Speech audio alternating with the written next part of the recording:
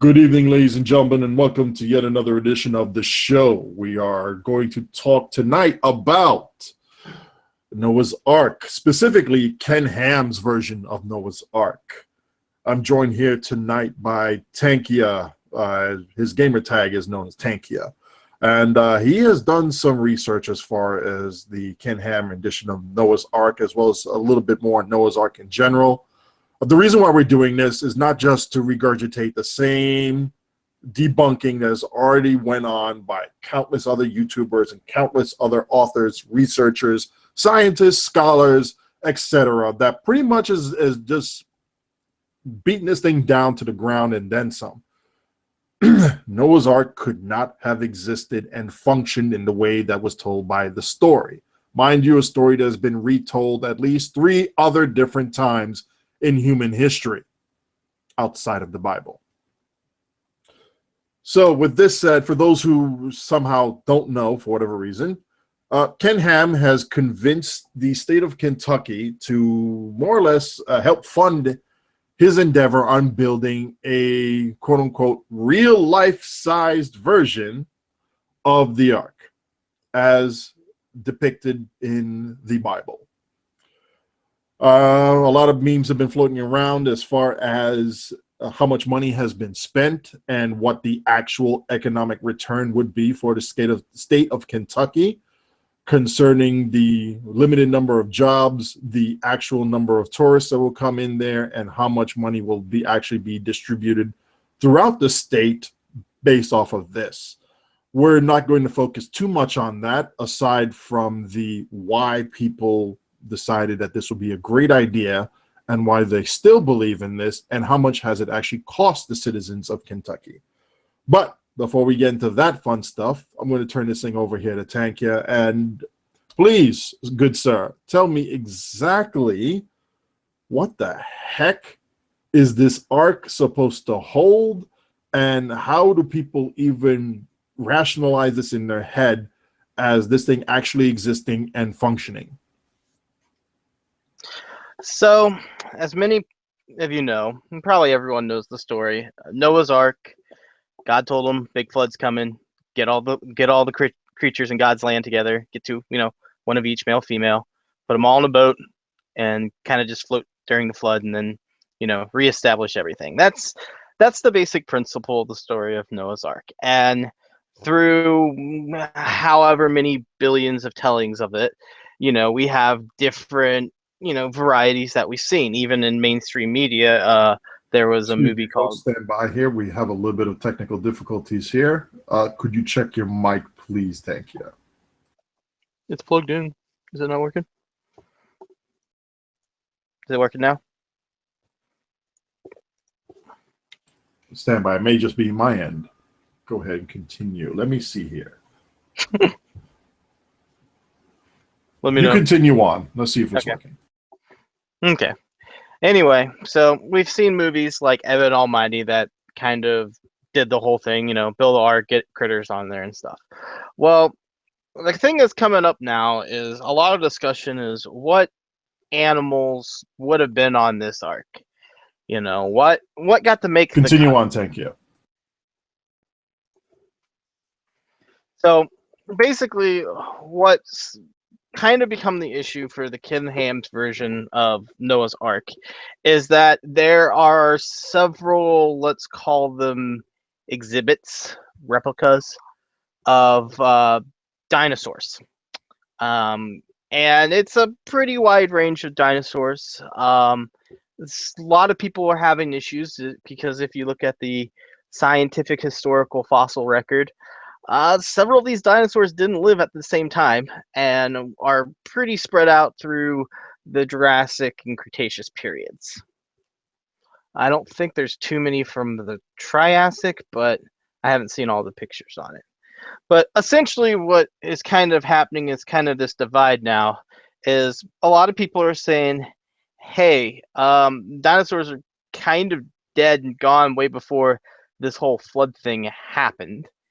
And another group of people is saying that's not true, that, there's some type of reference here, there, somewhere that they are still were around during this flood. And that's more or less kind of where we're at right now in the debate. A lot of people are very upset that more the fact that they strongly believe the replicas and the exhibits aren't telling an accurate tale that could have been told that other places may have alluded to, or other shows have um, also alluded to, historically speaking. Because a lot of people think when the Ark, they've seen the pictures.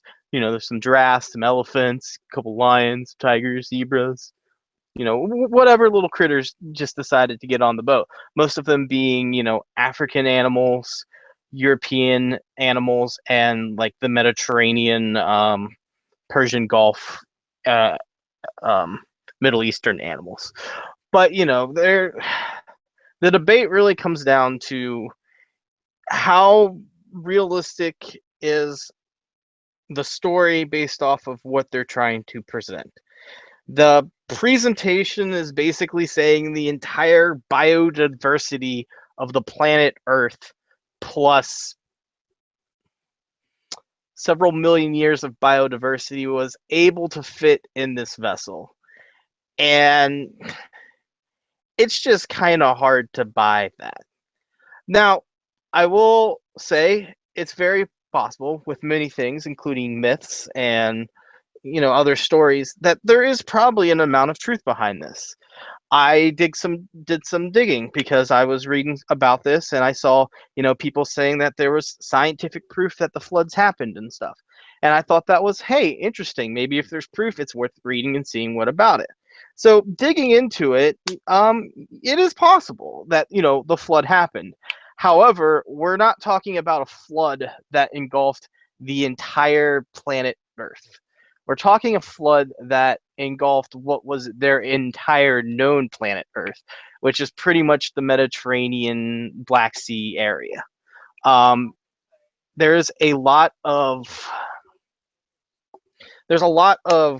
research that's going on there, and one of the things they did is they sent down some dive teams and some other various equipment, and they found pre-existing shorelines in the Black Sea. And I mean, these are kind of dated shorelines that seem to have just popped up rather suddenly in the sense of a flood. In current times, we've seen pretty catastrophic flood events happen. Go back to 2004 with the tsunamis that hit. Even Hurricane Katrina caused a great deal of flooding. So, I mean, really, the fight isn't so much about did the Great Flood happen or not. It's probably a safe bet to say some type of flooding happened, some type of things happened, and some type of boats were designed. There are a few other myths, historical stories from other religions that kind of have a similar story. Big flood, guy made a boat, lived on top of a mountain, happily ever after. So, like a lot of people are trying to trash the whole Noah's Ark thing ever existing. And honestly, I can't really say one way or the other if they're in a good position to say that or not. But what I think it is safe to say is, with everything we know about, history, everything we know about biology, everything we know about biodiversity, everything that we know and are learning still about evolution and just the way things, have gone, it's a pretty safe bet to say that dinosaurs were not really on the Ark. Not a Stegosaurus, not a Velociraptor, not a T-Rex, not any of the little critters that some of the pictures have shown are there. Why they're little maybe lizards and stuff that aren't around anymore that were back in the time, sure. Why not? Might as well. But for the great bulk of it, a lot of the debates that at least I've read, and a lot of the issues are, at what point does science and faith match up and fight each other? And it seems to be there. A lot of the at least scientific minds are drawing the line at basically this display of the dinosaurs. A lot of the faith-based people are countering with facts of, oh, science changes and there's no true scientific fact because science allows for change, and basically going down that path of where, since science isn't necessarily permanently written in law, because hey, if we learn something new, we're going to teach it if it's right. A couple things have changed. When I was a kid, dinosaurs were firmly believed to be cold-blooded reptiles that were just giant lizards of death. Jurassic Park and stuff like that. But recent years and a lot more research shows that they're decent part of them were probably warm-blooded. The bipedal dinosaurs, kind of like your raptors, your T-Rex, stuff like that, they're descendants of birds. They're probably somewhere along the same family evolution line. I mean, they diverged, obviously, but there is similar structures that they hold together. So, even in the last, call it 20 years, our views on dinosaurs themselves have changed. Even recently, their death period has kind of changed. I was reading an article that suggested that the dinosaurs were already on decline, and that giant asteroid that landed on their head was the defining factor in wiping them out. But Mother Nature was probably going to take care of them in a couple more million years. They're not 100% sure why, but they honestly think it was mammals that were eating their eggs, cutting their population. The rapid changing of the supercontinent Pangea, splitting up into what's now the known world, other various issues like that. But it's not, with science, it's not really that, we believe everything and we spit it out there. We look at something, we see how logical it is, how hard it is to disprove that it's there, and then we kind of offer it up. Now, there are people that will, say stupid things in science, because there are always people that will make a claim and try to stand by that claim no matter what. And it is always difficult to be a scientist or have a scientific mind when you have someone that's kind of undermining you. But getting back to the point is, a lot of what I've read is you do have the scientists going against the faith. You're having people that are very strongly believing that the dinosaurs were on the boats and they died afterwards. You have a lot of people that strongly believe the vast amount of biodiversity of the planet was on that boat. You have a lot of people believing that basically all life itself kind of started right back up after the ark. I don't know. There's a lot of stories and there's a lot of things that you could pull apart. I could probably sit here for another 3 hours and talk about all the differences between all the religions and their similarities, and this, that, and the other thing. And a lot of it is what you believe versus what you interpret. There's a lot of stories that are very interpretive stories, and there's a lot of stories that were kind of literal but also supposed to be interpretive but also literal, if that makes sense.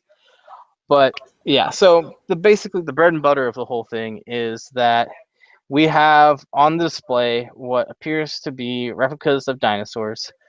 And apparently when Noah's Ark happened, we were able to usher in, a male, female, each species that magically didn't repopulate once the floodwaters receded. And that's kind of where we're at right now with a lot of the debates, at least from what I've been reading. What about you, Odin? Have you read any other things going into that discussion? Well, there was a couple things there, specifically on Ken Ham's Facebook site, where they had people who have biology degrees or claim to have biology degrees. I have no reason to doubt them. That would state that, yeah, I understand biology, and there is no way that molecules can actually come together and assemble animals, plants, bacteria, human beings, and they just cannot wrap their minds around that. I said, we are specially created. It only happened here on earth. This is what God did. And it boggles my mind, especially considering that, and I linked them the research we have from molecular astrophysics or astrochemistry, depending on how you want to look at it, we're showing that these basic amino acids are literally created from the stars. These things happen. The chemistry happens in space. They didn't have this information 10 years ago. We do now. That is indisputable. You cannot argue that. We have the evidence for that now. And right now, they're scratching their heads going, how do we explain this without wrecking the Bible? So they're back again, trying to justify all of this. Beforehand, I was watching one of Ken Ham's videos on him teaching a bunch of children, and going through, and it sounds like a sermon of indoctrination, where he said, okay, who's going to be right here, man or God? Everybody must say God, because if you don't, you're outside of the crowd. So you have to follow in if you want to fit in. There is no, okay, what does the evidence show us? No critical thinking on this. If the evidence showed that there was a God and there was a Noah's Ark, present it. Because that means that we're missing something that could help benefit mankind. Let's go figure it out. That's how science works. And to this whole notion that science changes, science itself right now is our best tool, best philosophical tool that we have to try and understand the universe that we live in. We don't worship science. It is a tool for us to understand things and to build things based off of that understanding. So when we say science change, it doesn't mean that, hey, you know what? Matter, solid to us. That's a fact. That fact will not change unless we add new circumstances into the equation. Unless we make a new discovery that says this is an exception to this fact only because of these special circumstances. That is new knowledge that we have now added to the table and changes our mindset of thinking and adds more to the tool set of science. And that is how science changes. In this case, evolving by adding more information into it. So yes, science itself, in and of itself, is not necessarily a quote-unquote changes and it now becomes something completely different. Don't look at it like that way. It changes by adding more information into that body of knowledge and then using it in ways that we may have never even thought of beforehand. But the facts are still going to be the facts for this set of criteria.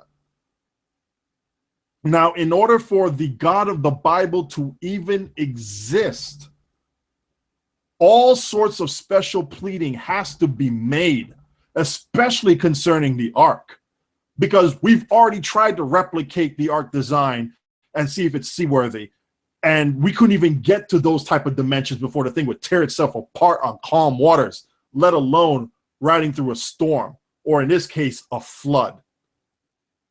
We'd already shown that to grab the amount of diversity we have on this planet to fit in a boat with those dimensions does not make sense.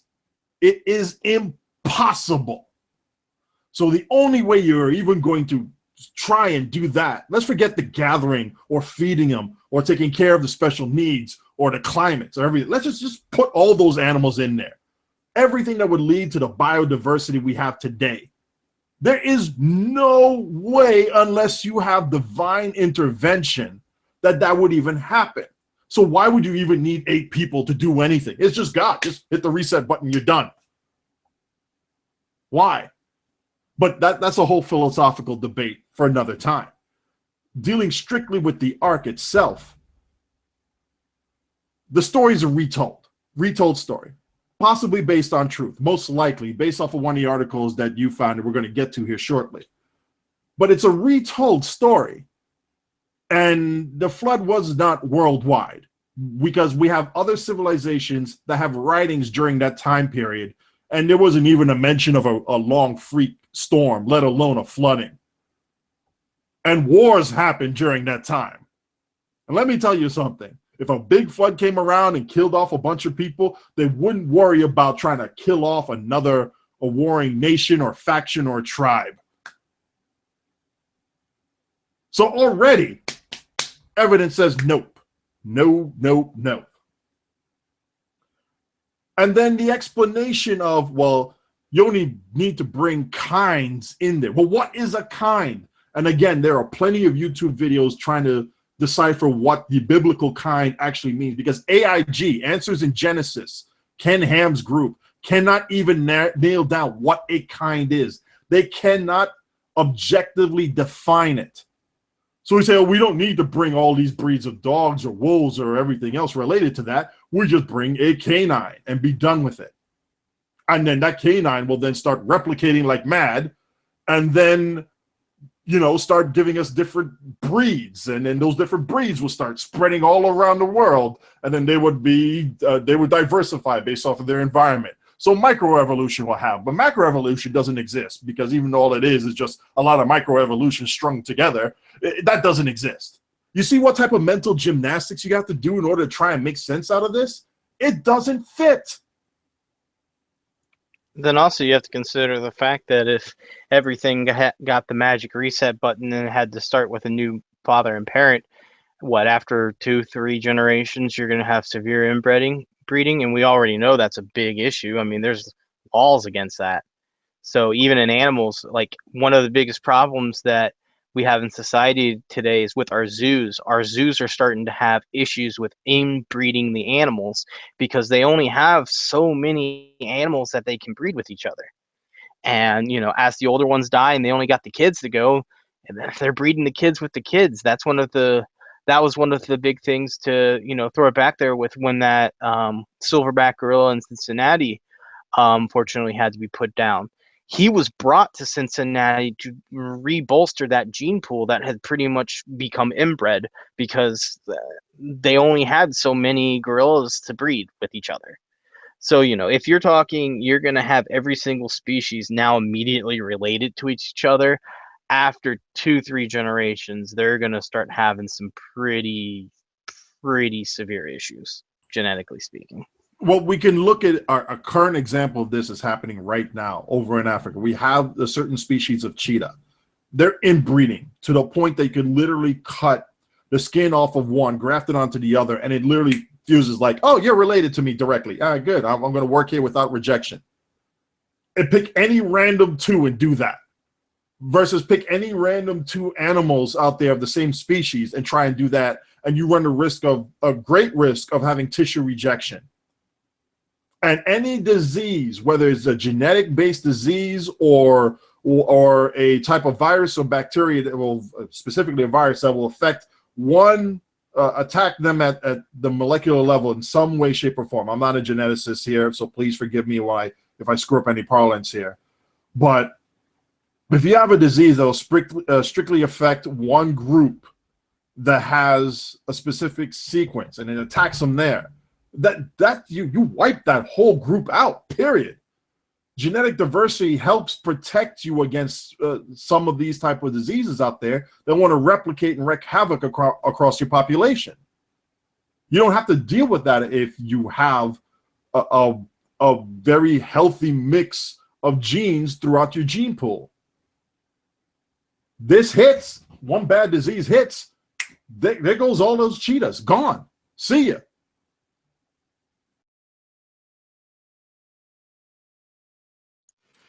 Yeah, I mean, the thing with it is that, like, genetics as we know it is very complicated, but also kind of simple, in the sense of, we know breeding similar gene pools together is an issue. One of the biggest detractors of any of these sci-fi movies or anything that's like all life got wiped out except for, you know, 2 or 3 people, is that issue of, you're going to start inbreeding pretty quickly and the population's going to tank. I mean, you might have a couple that somehow are going to magically work out, but, you know, there's been so many movies where it's like, oh, the world ends. Well, I'm a guy and you're a girl. Let's repopulate the earth. And that sounds all good and hunky-dory until you hit, you know, generation 2 or 3, and then, you know, it starts going downhill pretty severely. I mean, it's just, that's a simple thing of life. We know inbreeding an animal after a while is dangerous. You're more or less rolling the dice. It's even hard to, have even semi-distant cousins reproduce, because you're going to end up possibly rolling the genetic dice and hitting those bad genes in that pool. A decent example was, look at the European monarchy pre-World War II. A lot of them were related to each other. A lot of them were cousins or distant cousins by marriage, by, getting, like, it was a lot of that. And that's why you have some of those, monarchy royalty people having these really bad diseases, like the Russian Tsar kid. I can't remember his name, but he had hemophilia. That was pretty much attributed, from at least my understanding of it, from that situation of where the royals were only marrying the royals and the royals could only marry the royals. Keep the bloodlines pure, so to speak. And the pure actually introduces imperfections, the very same thing they didn't want in their bloodlines. The irony. But they're back to the arc in and of itself again, though. I mean, there was one other YouTuber by the name of Prince Asbel, who was saying that, God could have done anything at that point to make the ark happen. Well, if that was the case, then why would such a being of supreme power require mankind to build such a rudimentary vessel to carry out the bidding of this deity? And then, I'm going to bring this flood down and wreck everything. Special pleading. It doesn't make sense. In that type of world where something like that could exist, then everything crazy could happen at any point in time. Why would you even plan for a future or prepare yourself for some things or some events if there's something that's always going to come over here and say, well, guess what? Your understanding of the world as you know it just got turned upside down and everything's going to get destroyed this way, and I'll rebuild it this way because I feel like making pink unicorns today that, farts rainbows and glitters every time it speaks. Really? Yes. Oh, and by the way, every time you're going to put your car in reverse, it goes forward and then flips you upside down 3 times. Just because. That type of special pleading has no place in any sort of rational thinking. But when you start introducing this to children and then saying, this is fact, this will happen, here's where you take creative minds that could literally start understanding 4-dimensional space-time at an early age and understand that gravity is just a warping of space-time in and of itself, and that light will follow that curvature of space-time, and you could tell a kid this and demonstrate to them, and they will understand it. A lot easier than adults will. But when you start telling them, oh, you know what? The smaller dinosaurs rode on the ark that carried all these animals. Then this is true. Mommy and daddy believe it, and we're smart people. We believe it. We built this thing here, and this is a replica of what actually floated out there. And they start getting this over and over and over again. And then they're suddenly told in school, oh, yes, you know this thing called evolution? It actually happens. We have careers that are built off of this. We're not talking, research scientist type of careers. We're talking literal careers that would actually generate revenue for companies and for people that are built off of the foundations of evolution in of itself. So when you're trying to tell this kid now evolution is a thing and here's how people are making money off of it, they're like, well, we were told over here at this museum, a place that we think should be an intellectual center that'll educate us with things that actually happen. We were told at this museum that evolution isn't real and that this is how all these plants and animals came to be, because they were saved by this deity that does this magical thing. And all of us came from 8 people. Well, and their wives, because somehow the wives are just thrown as an extras, right? but it doesn't make sense, and you're confusing the kid. And a lot of people are just going to shut their minds off when they're actually trying to learn, or should learn, what reality is. This is not reality and is being passed off as reality. And a lot of people got money swindled from them in this endeavor.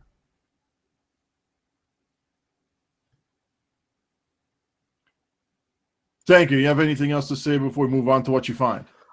I think mainly the thing is to look at is, you're going to have people saying this can't happen, that can't happen all the time. There's not really going to be anything that can stop some of these people from saying that and believing into that.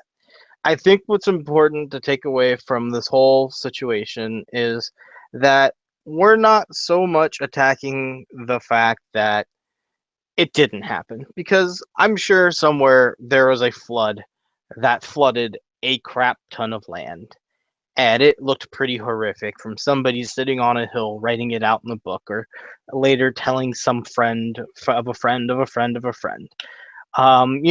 We've got whole stories. You can look at the Bible, the whole Sodom and Gomorrah story. Yeah, it sounds pretty impossible that two cities could be just wiped out, but look at Pompeii and Herculaneum. In one night, a volcano buried an entire city and wiped out the other one.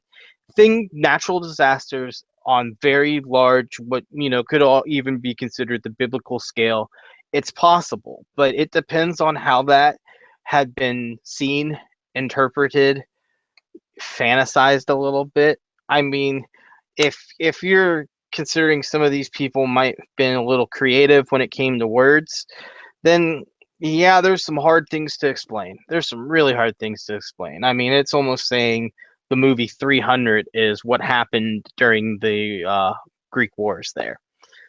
No, not really, but it is strongly based off of events that happened. The main thing that we're focusing on is not so much if it didn't happen or not, but if you present it in such a way that's not so harshly conflicting and pretty obvious that it's really hard to defend in a good way. Could you elaborate a little bit more on that, please? Well, I mean, to me, I'm fine with people believing in the flood and, some magical little whisper saying, yo, build a boat, get your family on it, grab animals, throw them on it, and go, floating down the river. I'm fine with that, and I could buy something like that, because weird stuff has happened before in the world. We all know it. We call them miracles. We call them dumb luck. We call them whatever magical thing we want to call them. But for me, when somebody wants to say that my great, great, great, great, great, great, whatever Bob was riding a Tyrannosaurus Rex around the ark while the flood was happening, I see issue with that, because we know that dinosaurs weren't really dinosaurs. If we want to talk about every single time that dinosaurs have been misconstrued as something, we can go back to look at China. China swore up and down dinosaur bones were dragons, were dragon bones. And if you said anything otherwise, your butt was in jail, because that was heresy against their beliefs and ancestors and all that stuff. Now, is that ever saying that there wasn't some giant lizard things running around there that's frightened the crap out of people? I mean, if there is, we'll find it eventually, someday, maybe. I don't know. But, a lot of that comes down to, at what point does somebody trying to explain what something is become the law of the land? The way I look at it, and I'm going to take all the flack in the world for this and go ahead and throw it at me. But the way I look at it is, originally what religion was at its very core, at its very base, at its very universal center, was what science's core and base is at its universal center. It is the explanation to what we don't understand, or what we are having an issue trying to understand. It's something, it doesn't mean all of us are going to understand it, but it's a way of conveying an idealism. And the way I say that is, a lot of you probably think back to when you were a kid and you heard your first thunderstorm and you asked mommy and daddy, what's going on? I know when I did it, and I kind of remember it, when I asked mommy and daddy, why is the sky so angry, and why is it mean and shaking and scary, and why is water coming down from there? I was given, the, oh, angels are just bullying, and they're celebrating speech, so it didn't seem as scary and as frightening, that this ominous black dark cloud that we've all seen in our lives is just rolling in, thunder shaking, the glass is shaking. But with that idealism, it's like, oh, it's just something bigger than me just doing what they're doing. Okay, I can live with that. And to me, that's where a lot of religion started. It was trying to explain things. And then it went from trying to explain things to trying to reinforce the ideas of the explanations. And a lot of those reinforcements end up becoming pretty harsh when we consider it from what would be a civilized society sometimes, or from common sense standards. And that's kind of where we're starting to diverge, and then kind of science started going in one direction and religion kind of started going in another. Because remember, at one point in time, if you were a scientist way back in the day, you were a theologian, you were a religious person, because at one point in time they were more or less one and the same. I mean, you had some people that are calling witches and warlocks that I'm sure were doing some Breaking Bad chemistry in their little carts or whatnot. But for the most part, you had this universal kind of belief in seeking explanations for people that didn't understand. Because let's be honest, and it's still pretty lacking, but up until I would say the last 200 years, the world's education level as a total has been pretty low, considering what knowledge was readily available at that time compared to who actually could understand that knowledge. Now we've got almost every single child, at least in the US, going to some type of schooling. Gilly's getting through high school, hopefully, or some type of vocational school. You've got the internet. You have the wonderful yet sometimes misleading Google that I like to joke is the Jedi archives, where you could pretty much find anything you're looking for, and if it's not there, it probably will be eventually. You've got so much knowledge that you can now pull that people are now questioning these things and are using rational thoughts, and you have some people that just they don't want to hear it.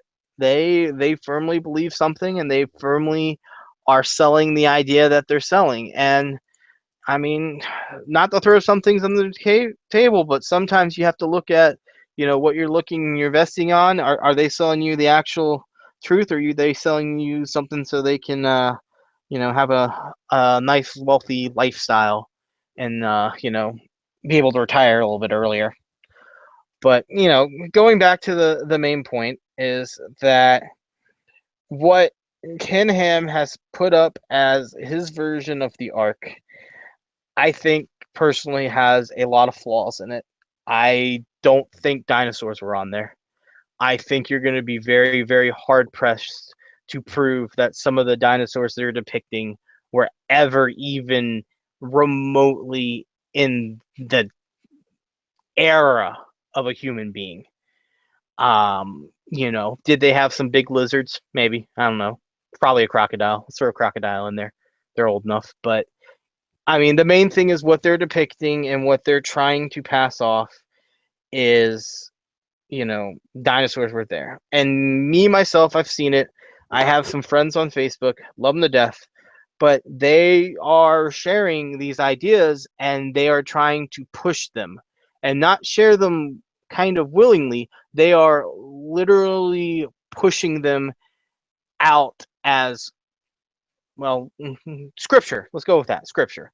They are trying to show that it's happening. And I even have one friend that basically did the science dismissal thing that we talked about earlier, where they said, well, since science can change, that means it can't always be true, and anything in science can be wrong and can be pulled into question. And everything in Bible was written down, so it's truth. And I mean, I don't even know where to start with that one, because I could go for another 5 hours on that. But what I'm just going to leave everyone with is, look at it, think about it. If you want to visit it, go visit it, look at it.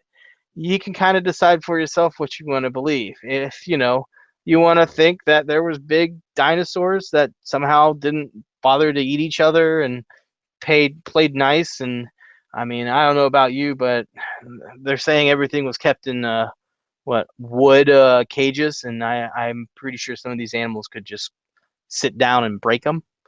But yeah, I mean, if you want to go through and look at it, you're welcome to go through and look at it. The one thing with science is, objectively, people need to go look at it to be able to make a determination.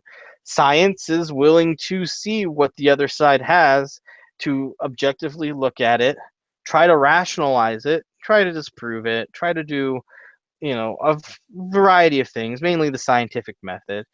And then from there, they'll try to make some assertions. It's basically what happened when Bill Nye and I believe it was Kim Ham had the debate about the whole thing several years ago. It was, and the very closing statements, and this is the one that's kind of resonated with me, was Ken Ham was asked if his views could ever be changed, and he said no, because that's what's written. And Bill Nye was asked the same question, and he said yes, if you give me the proof. And I think that's the big thing, is being able to see the proof, or what we can determine is the most sensible proof. Well said. Well said. I will say this: the biggest measure of any human being that you could say, hey, you know what, I could probably trust them, is if they have the ability to say, I was wrong, and mean it. And when you confront people like Ham with the evidence that literally says your idea holds no water, no pun intended, or holds no animals in this case, and he cannot say I was wrong, despite the overwhelming amount of evidence, there's a problem.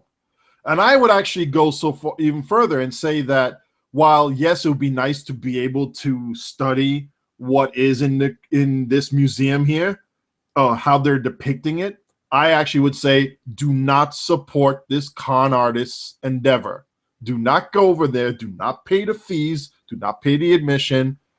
You can easily read what they're writing over there and say which animals were on there. You can see it all on AIG's website. Don't go there. Don't spend your money on something that is literally foolish. Unless you want cheap entertainment and a laugh, and even then, I would say don't support the con man. Don't, because all we're doing is encouraging this type of activity even further. What we should do, though, is support the actual education, and hopefully somebody enterprising will do this. Support some sort of entertaining education that would actually show what we have figured out for hundreds of years by different people that corroborate the same conclusions, or very, very similar, to the point that is like, okay, if we got a detail wrong here or there, no big deal, because the overall premise leads to this. The account as it is written in the Bible did not happen. Now, there may be elements of truth in there, like, say, a flood happening in this area. We're actually going to get to that right now. We've had one adventure. Actually, you know what? This is your baby here. You take this one here. Tell us about this gentleman named Ballard. So during the research and stuff, I was looking at that. We mentioned it earlier, but the scientific proof of the flood. And there was a scientist named Ballard that decided to try to find if the flood happened and where it happened, based off of historical texts, any historical documents they could find from the time, other religions that came together around that area and stuff. And what seems to have happened was that they did find that about probably sometime around where Noah's Ark happened, portions of the world were still in the Ice Age and were still relatively frozen solid and rapidly melting. As mentioned earlier, it is more than possible that, a giant catastrophic flood that to somebody that's whole world is about as far as the eyes can see and it's now covered in water, really easy to understand how that could be the entire world being flooded, because to them that was their entire world being flooded. But according to what it is, he went to the Black Sea, which is about the region that they're saying this happened. And what they ended up doing is they ended up sending some investigations down there. And as mentioned earlier, they found what was an original coastline or shoreline. And it is, I believe, let me see if I can find it. I believe it's, I want to say, like 400 feet down. A sizable amount of water. I mean, a very, very sizable amount of water. Um, so what's kind of been around there is that, um, you know, they went there and they pulled some of the fossil records, the shell records, they carbon dated it, and they got it back to what it says is about 5,000 BC. Um, and, give or take some for the carbon dating. And really, what it came down to is that there's some other religions that do nod to there was a flood. There was Mesopotamian stories, um, the Epic of Gilgamesh that mentions a flood. Um, if you start seeing some of the things and when they're starting to line up, these events are starting to happen roughly about the same time. There's some debates on how they did their yearings and stuff, or their calendars. But when it came down to it, there is some amount of scientific proof that it is possible and it is feasible that in the area that Noah's Ark was supposed to have happened, that there was some type of catastrophic event. There was a lot of water that came into that area in a very short and quick amount of time. Most likely, it wasn't probably anything general. A lot of time when water starts pushing, it starts, and then the floodgates get unleashed, quite literally. So looking at other events that's happened, it's more than believable that you could have a large amount of water move very quickly into an area. Now, as to the story of somebody building a giant boat and shoving a bunch of animals in there and crossing their fingers and holding their family's hands, that's where they don't really know. The scientist has been searching the Black Sea for evidence of anything, settlements, boats. I believe there was a ship they did find down there, but I think they ended up dating it back, and it was only about 500 BC. Still pretty classical time, but fairly recent compared to what they're thinking about. So they're hoping to keep going back and keep searching.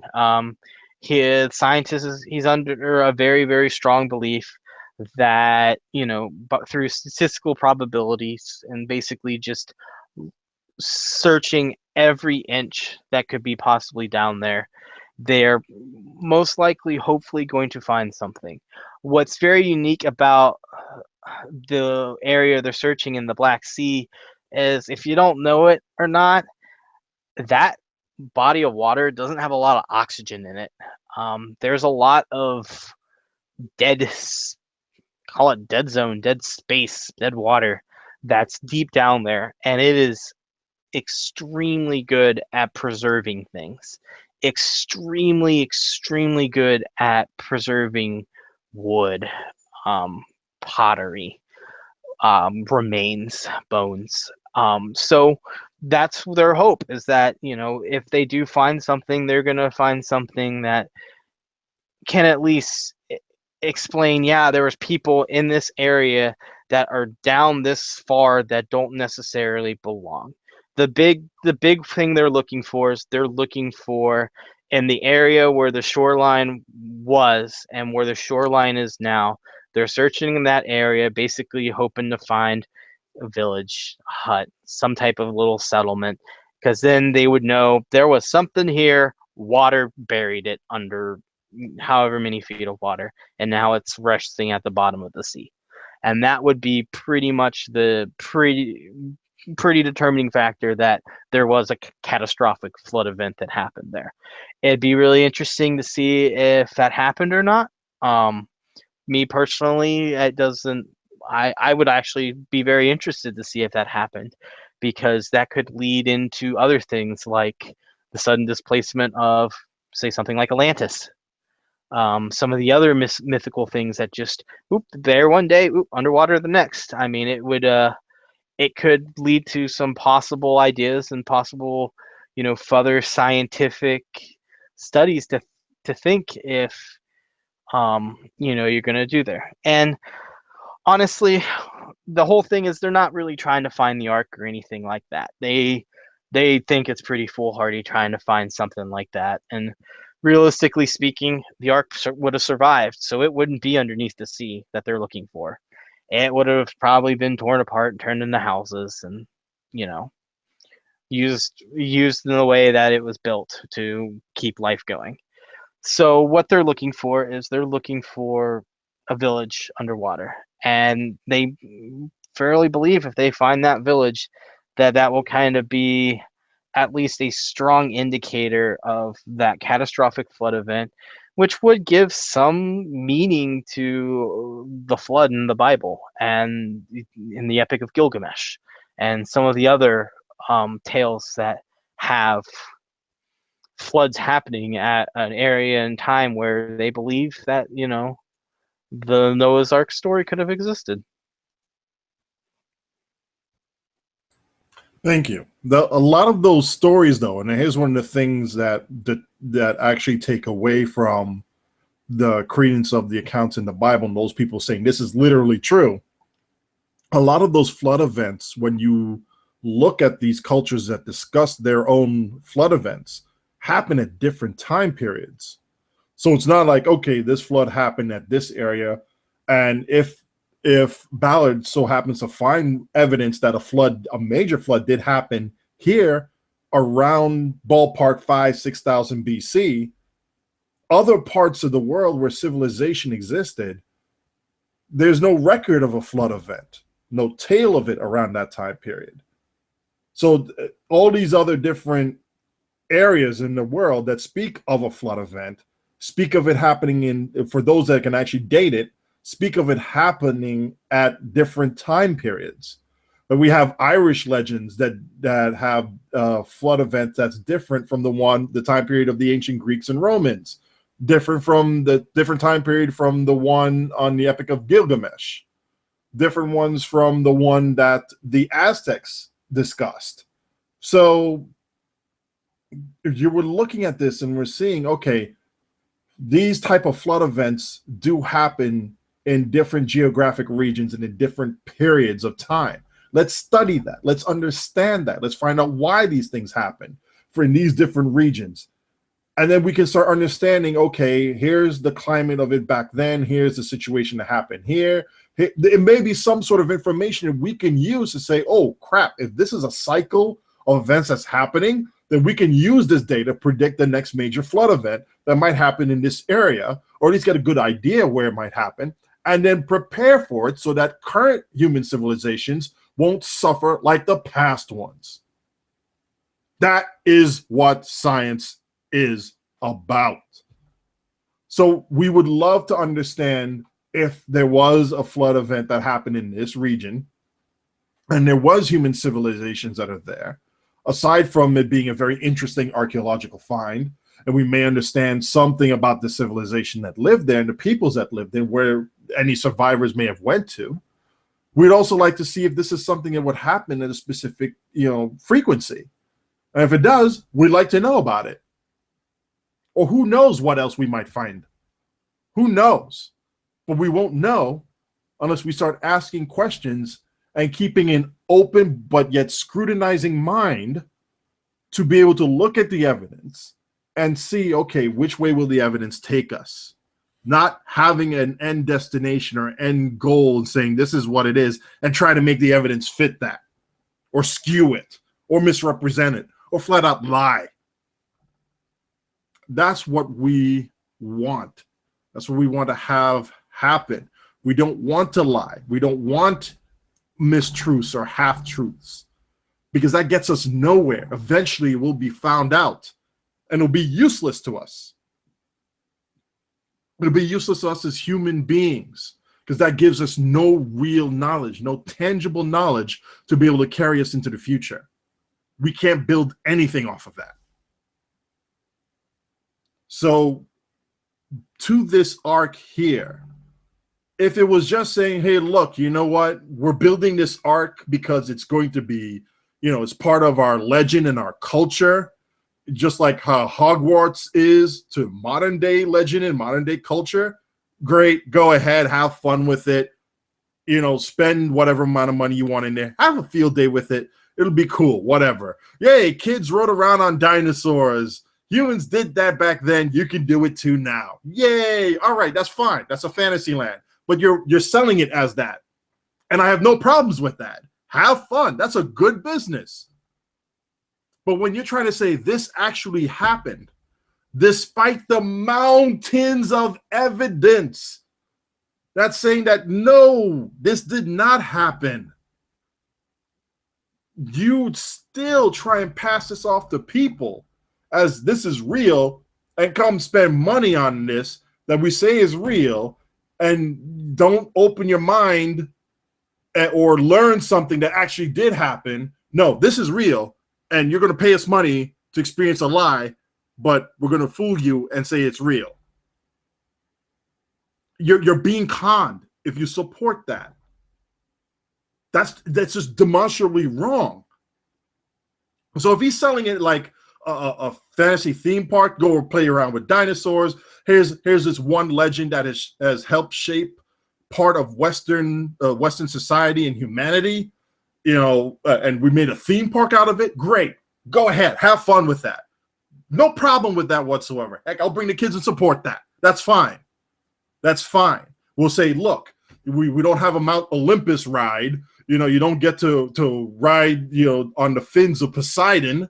You don't get to sit on the throne of Jupiter and start casting down lightning bolts.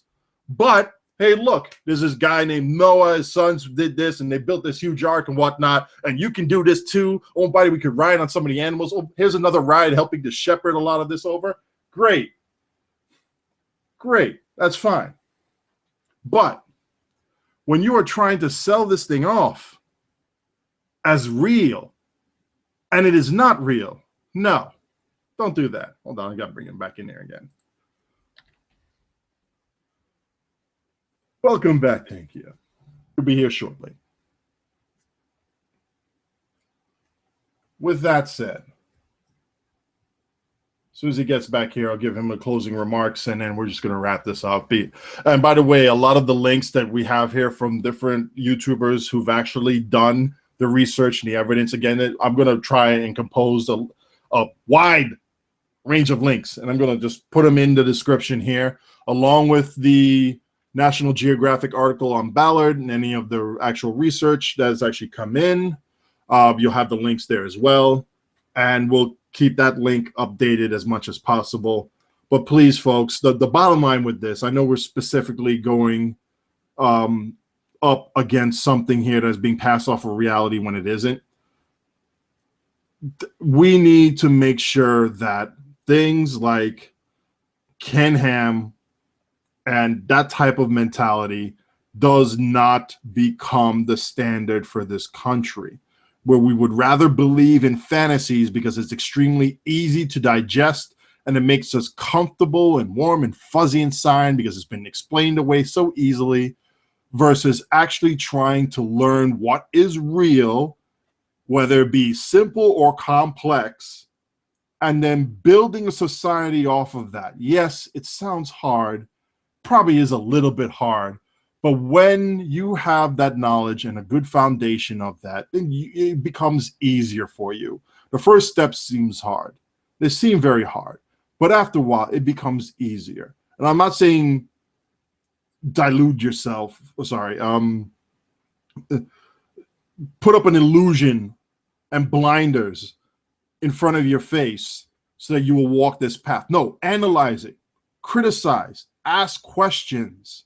If you're asking questions, you're trying to understand this. How do we know that we can see organic molecules in space? That's a bloody good question. Here's some information on it. You want to challenge that? Good. Ask the questions.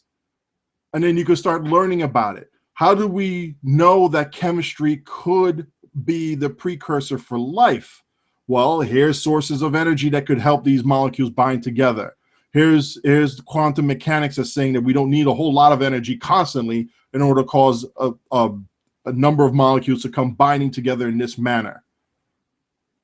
Ask the questions and learn the basics. And as you start learning the basics and you start asking harder questions, start learning more about what you're asking about. And you will see the truth.